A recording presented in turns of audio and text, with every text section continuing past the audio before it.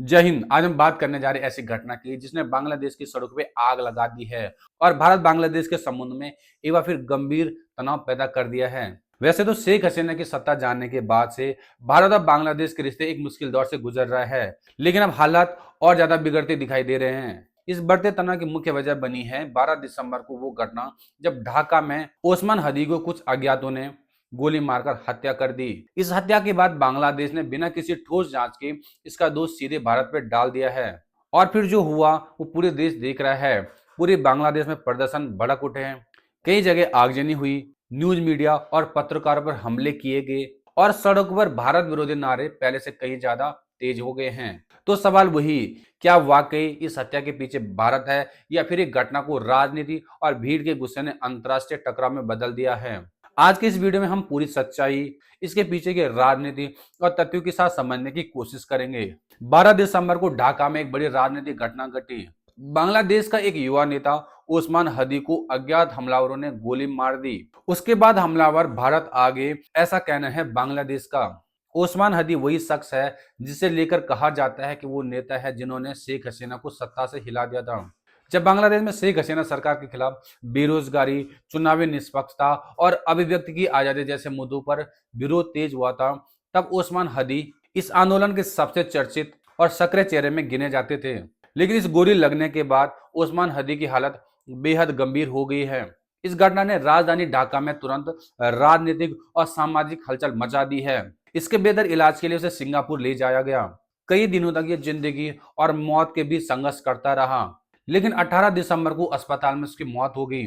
ये मामला सिर्फ एक आपराधिक घटना नहीं बल्कि राष्ट्रीय आक्रोश में बदल गया। जैसे उनकी मौत की खबर फैली, ढाका समेत कई शहरों में रैलियां निकाली गई, सड़कें जाम की गई, कई जगहों पर आगजनी की घटनाएं भी सामने आई और न्यूज मीडिया हाउस पर हमलों की खबरें आने लगी।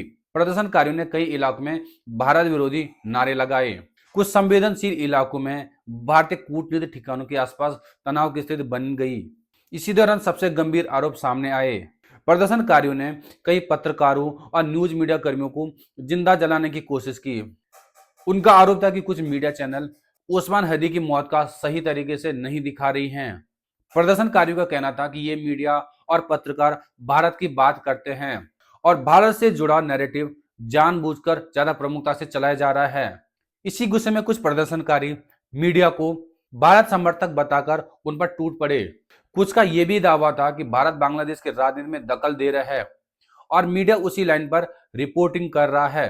हालांकि इन आरोपों में अभी तक कोई ठोस आधिकारिक पुष्टि नहीं हुई, लेकिन इतना साफ है कि एक व्यक्ति की हत्या धीरे धीरे एक अंतर्राष्ट्रीय एंगल ले रही है और विरोध सरकार तक सीमित न रहकर मीडिया, पत्रकारों और विदेशी रिश्तों तक फैल गया है। इसी बीच एक बेहद डरावनी और दिल झकझोर देने वाली खबर सामने आई। बांग्लादेश में चल रहे हालिया प्रदर्शनकारियों के दौरान एक हिंदू युवक के साथ कुछ कथित हिंसकों ने पूरे इलाके में दहशत फैला दी है। भीड़ ने पहले इस युवक को घेर लिया, फिर उसके साथ बेरहमी से मारपीट की और उसके बाद उसे जिंदा जलाने का आरोप सामने आया। इस घटना की खबर फैलते ही पूरे इलाके में तनाव का माहौल बन गया। अल्पसंख्यक समुदाय में डर और असुरक्षा बढ़ गई और कानून व्यवस्था को लेकर गंभीर सवाल खड़े हो गए। बांग्लादेश में हिंदू अल्पसंख्यक समुदाय है। समय समय पर मंदिरों पर हमले और घर दुकानों में तोड़फोड़, महिलाओं के साथ जबरन पलायन जैसी घटनाओं की रिपोर्ट सामने आती रही है।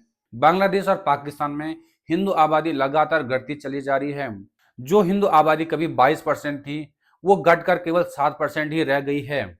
आखिर 50 सालों में ऐसा क्या हुआ कि जिससे हिंदू आबादी लगातार घटती चली गई? जब से मोहम्मद यूनुस ने बांग्लादेश में सत्ता संभाली है, तब से बांग्लादेश में चुनाव नहीं करवाना चाहते हैं। जानबूझकर इस तरीके का माहौल तैयार हो रहा है। तो दोस्तों, इस पे आप क्या सोचते हैं? अपनी राय कमेंट में जरूर देना और अगर आपको वीडियो पसंद आती है तो लाइक, शेयर, सब्सक्राइब जरूर करना। मिलते हैं दूसरी वीडियो में, तब तक के लिए जय हिंद, धन्यवाद।